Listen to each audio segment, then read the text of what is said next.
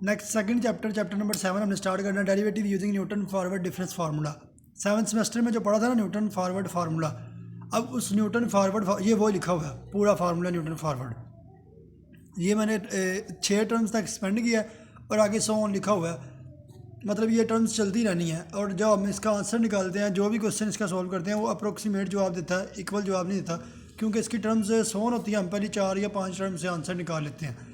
अब ये लिखा हुआ है न्यूटन फॉरवर्ड फार्मूला जो कि था y = y0 plus r del y0 plus r into r minus 1/2 factorial del square y0 plus r into r minus 1 into r minus 2/3 factorial del cube y0 and so on. इस तरीके से ये क्या था हमारे पास न्यूटन फॉरवर्ड फार्मूला। यहाँ पे हमारे पास आर की वैल्यू क्या होती है, x in general minus x not, यानी कि एक्स की पहली value in general x minus x की पहली value divided by H. H होता है जितना गैप गिवन है, जितना उस डाटे में गैप गिवन है, जितने जितने गैप पे वैल्यूज़ गिवन है उसे हम कहते हैं एच। इस तरह हमारे पास आर की वैल्यूज आती थी। अब हमने करना क्या है, क्योंकि बात डेरिवेटिव की हो रही है, ये तो सिंपल वाई है ना, सिंपल वाई मैंने लिख लिया। सबसे पहले मैंने क्या किया कि इनको चेंज कर लिया, इसको सिंप्लीफाई कर लिया, आर को अंदर मतलब मल्टीप्लाई कर लिया। ये आर इंटू आर माइनस 1 था, ये बन जाएगा आर स्क्वायर माइनस आर अब 2 फैक्टोरियल। बाकी सारा फार्मूला एज इट इज, सिर्फ इसको थोड़ा सिंप्लीफाई कर लिया। उसके बाद क्या किया, अब हमें ये वाई है, क्वेश्चन में बात हमें चाहिए होगी डेरिवेटिव, यकीनन इन्वॉल्व होने हैं डेरिवेटिव, क्योंकि चैप्टर का नाम ही डेरिवेशन से है कि डेरिवेटिव आपने फाइंड करना है न्यूटन फॉरवर्ड। तो अब हमें डेरिवेटिव चाहिए, तो जो वैल्यू आई है ना डी वाई की, अब हमें चाहिए तो डी, हमें अंदर आर इन्वॉल्व है, चाहिए तो हमें d y over d x. लेकिन पहले मैं निकाल रहा हूँ d y over d r. ऐसा क्यों कर रहा हूँ, जब d y over d r निकल आएगा ना, तो आपको पता है कि d y over d x, अगर कोई तीसरा वेरिएबल अंदर इन्वॉल्व हो जाए तो चेन रूल लगता है, जिसके मुताबिक ये हो जाएगा d y over d r और फिर d r over d x. इसलिए पहले d y over d r निकालूंगा, क्योंकि वाई में इस टाइम एक्स तो नज़र आ नहीं रहा कहीं पे भी, ये आर के लिहाज से हो सकता है। तो पहले मैं d y over d r कर लेता हूँ। सिंपल इसका डेरिवेटिव लिया मैंने d y over d r का, वो हमारे पास ये आ गया। अब ये d y over d r तो आ गया, लेकिन हमें चाहिए क्या, डेरिवेटिव होता है d y over d x. हमें d y over d x चाहिए, तो फिर d y over d r हो गया। उसके बाद इस आर का ले लें आप डेरिवेटिव एक्स के लिहाज से, वो आ जाएगा d r over d x आ जाएगा 1/h। उसके बाद ये लगाया, जो चेन रूल मैंने आपको लिख के दिखाया वो लगाया, ये आपके पास आ गई d y over d x की वैल्यू। अच्छा, इससे आगे जो सर ने काम किया ना, ये एक्स नॉट के लिए फार्मूला थोड़ा स्क्वीज़ कर दिया। आपने बेसिकली जो याद रखना है, सर ने बताया या इसको रट्टा लगा लें, या आपको इतनी सी डेरिवेशन पेज के अगर पेपर में आ भी जाए तो लास्ट में आप डेरिवेटिव कर भी लें। ये डेरिवेटिव का फार्मूला इसको याद रखना है, बेसिकली इसलिए यूज़ होना है। ये जो सर ने लिखवाया ना आगे से ड्राइव करके, ये तब है अगर आपको डाटा की पहली वैल्यू पे सवाल फाइंड करना हो ना, x is equal to x not अगर आ जाए, यानी कि अगर आपने पहली रकम पे ही सवाल को सोल्व करना हो, फिर इसकी जगह आप इसको याद कर लें। लेकिन मैं बता रहा हूँ, इसको वैसे याद करने की ज़रूरत कोई नहीं है, इसका कोई फ़ायदा नहीं होना, आपको बेसिकली इसे याद करना चाहिए।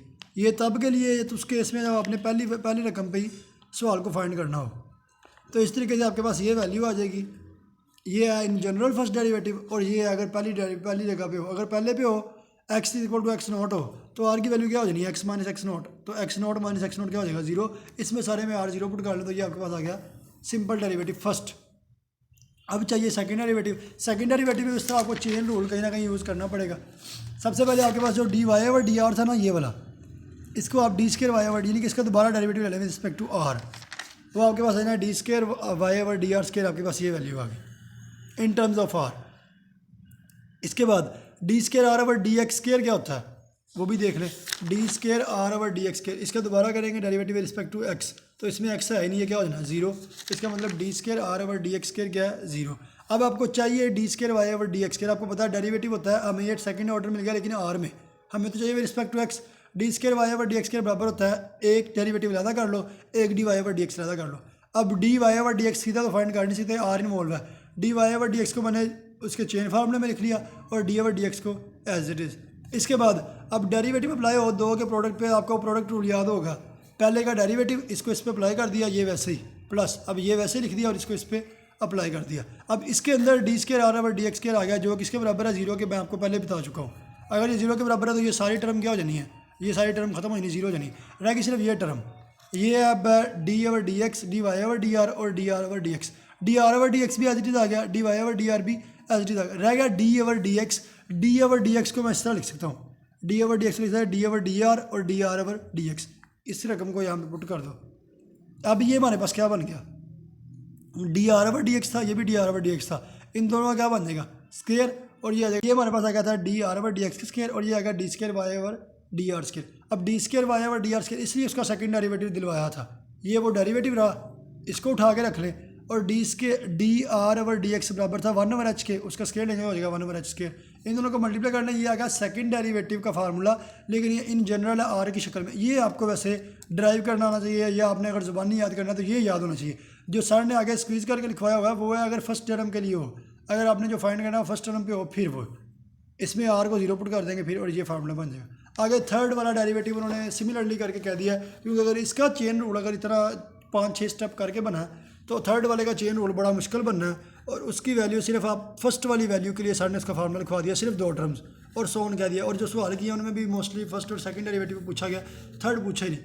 अब पहला सवाल देखें, नोट्स में सवाल गलत लिखा हुआ है, मतलब उन्होंने क्वेश्चन ही गलत लिखा हुआ है। यहाँ पे कुछ टर्म, यहाँ पे कोई और वैल्यू आनी थी, फिर नोट्स वाला सवाल सही था, लेकिन अब जो यहाँ पे लिखा है मैंने उस हिसाब से किया हुआ है। ये आपके पास क्वेश्चन आ गया, देख लें लेंथ में कितना फ़र्क है, 1.5 के बाद 2 आ रहा है, 2 के बाद 2.5, उसके बाद 3, यानी कि आपके पास एच इंटरवल की वैल्यू कितनी आएगी 0.5। एक्स नोट जहाँ पे फाइंड करना है, जहाँ पे फाइंड करना है वो पहली वैल्यू है, देखें जहाँ पे फाइंड करना है वो पहली वैल्यू है। बाई चांस अगर पहली वैल्यू आए तो फिर जो सर ने स्क्वीज़ करके फार्मूले लिखवाए थे वो यहाँ पे अब यूज़ होंगे, वो अब ठीक है चलेंगे। अब आप टेबल बना लें, टेबल में आप सबसे पहले ये वैल्यूज लिखेंगे एक्स की, ये वैल्यू लिखेंगे एफ ऑफ एक्स की।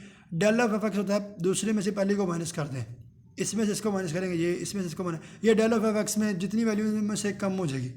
अगर डेल स्क्वायर एफ एक्स करेंगे दूसरी में से फिर पहली को माइनस, तीसरी में से दूसरी माइनस, चौथी में से तीसरी माइनस, ये हो जाएगा डेल स्क्वायर एफ एक्स पर वैल्यू एक और कम हो जाएगी। आगे अगर डेल क्यूब एफ एक्स दूसरी में से पहली माइनस, तीसरी में से दूसरी, फिर माइनस करेंगे एक वैल्यू और कम हो जाएगी। इस तरह से अगर आपके पास 6 वैल्यूज़ थी तो डेल 5 तक आप चलेंगे, एक एक वैल्यू कम होती जाएगी। ये आपके पास डेल की सारे की वैल्यू आ गई। इसके बाद फर्स्ट डेरिवेटिव फाइंड करना है, वो फार्मूला जो स्क्वीज़ करके लिखवाया गया था। और स्क्वीज्ड फार्मूला क्यों यूज़ हुआ है, क्योंकि वैल्यू बाई चांस उस पर फाइंड करनी है जो पहली रकम है उस पर, इसलिए d y over d x में आपने यहाँ से बस वैल्यू उठा के पुट करनी है, और ये आपके पास फर्स्ट डेरिवेटिव आ गया। इसी तरीके से सेकंड डेरिवेटिव इन्होंने पूछा हुआ है। सेकंड डेरिवेटिव किस तरह होगा, उसी फार्मूले में जो उन्होंने बनवाया था, ये वाला, ये सेकंड का फार्मूला, लेकिन ये स्क्वीज्ड वाला फार्मूला। तो इसमें आपने सिर्फ डेल वाली वैल्यू उठा के पुट करनी है, ये सेकंड का फार्मूला। थर्ड वाले को पुट करना है थर्ड का फार्मूला। पीडीएफ में सेंड कर देता हूँ, मैंने वहाँ पे किया हुआ है, जो सही सवाल उस लिखा हुआ है उसके मुताबिक मैंने किया। आगे विद्यामूर्ति की सर ने कहा था बुक से भी कर लें कोई सवाल, ये मैंने बुक से सवाल किया हुआ है। अब ये भी क्वेश्चन सेम है, इसको मैं एक्सप्लेन नहीं करूँगा क्योंकि पहली वैल्यू भी 0 है और फाइंड भी 0 पे करना है, तो ये सवाल सेम रिपीट हो गया। बस यहाँ पे 2 डेरिवेटिव फाइंड करने हैं, उस सवाल में मैंने 3 किए हैं, इधर मैं 2 कर दूंगा, उन्हीं फार्मूले में पुट कर दूँ। आगे क्वेश्चन, एक क्वेश्चन में इशू भी है, वो भी नहीं हो रहा, पता नहीं उसमें क्या मसला है, वो सर से पूछ लूँगा, मैं डिस्कस कर लूँगा। नेक्स्ट आप देखें ये सवाल, अब ये क्वेश्चन शुरू हो रहा है 1 से, लेकिन मैंने फाइंड करना है 1.1 पे, मतलब मैंने दूसरी वैल्यू पे फाइंड करना है, पहली पे नहीं करना। तो ये ज़रा सवाल आ गया, देखें अब ये स्क्वीज्ड फार्मूले नहीं यूज़ होंगे। देखिए मैंने जनरल फार्मूला लिखा है, लिखना पड़ा मुझे, यानी कि याद ये करना पड़ना, स्क्वीज्ड वाला फार्मूला यूज़ नहीं होना। इंटरवल पहले ही देख लें कितना है, 1 से 1.1, फिर 1.1 से 1.2, यानी कि इंटरवल है 0.1 का, ठीक है। इसके बाद अगर आपके पास टी की वैल्यू 1.1 है और टी नॉट पहली वैल्यू 1 है, तो आप आर की वैल्यू निकालोगे, t minus t not over h. R का फार्मूला था, देखिए ज़रा उस थ्योरी में देखिए आर का फार्मूला था, ये मेरे पास आर की वैल्यू आ गई, आर की वैल्यू आ गई 1, एच की वैल्यू 0.1, आर की वैल्यू 1। अब इस फार्मूले में पुट करना है, पहले आप टेबल बनाएं और ये सारी वैल्यूज निकाल लें। डेल की वैल्यू आपको निकालनी आती है, ईजी है। अब आपने वैल्यू स्क्वीज्ड वाले फार्मूले में, मतलब इस फार्मूले में नहीं पुट कर देना, ये वाला फार्मूला लेना सिंगल डेरिवेटिव के लिए। अब आपने ये फार्मूला लेना सिंगल डेरिवेटिव के लिए, जिसमें आर होगा, इसमें आर है क्योंकि अब हमारे पास आर की वैल्यू भी है। पिछले सवालों में आर की वैल्यू 0 थी, वो इसमें पुट करेंगे तो स्क्वीज्ड वाला फार्मूला लगा देंगे। फार्मूला ये याद होना चाहिए, इसमें आर की वैल्यू भी लगाएंगे और डेल की वैल्यू भी लगाएंगे सारे, और ये आपके पास आ जाएगा फर्स्ट डेरिवेटिव भी। इसी तरीके से आपने सेकंड डेरिवेटिव, इसका बल्कि सॉरी फाइंड नहीं, फर्स्ट डेरिवेटिव करना था। बस अगला क्वेश्चन है उसमें भी फर्स्ट डेरिवेटिव फाइंड करना था।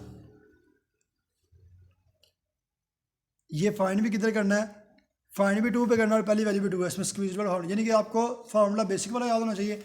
अगर उस पर फाइंड करना हो जो पहली रकम है तो फिर उसको स्क्वीज़ कर लेंगे, आर को 0 पुट कर लेंगे। अगर नहीं तो फिर आपको फार्मूला याद होना चाहिए, आर की वैल्यू पुट कर लेंगे और डेल की वैल्यू पुट कर लेंगे। इस तरीके से ये आपके पास कंप्लीट हो गया डिफ्रेंशिएशन।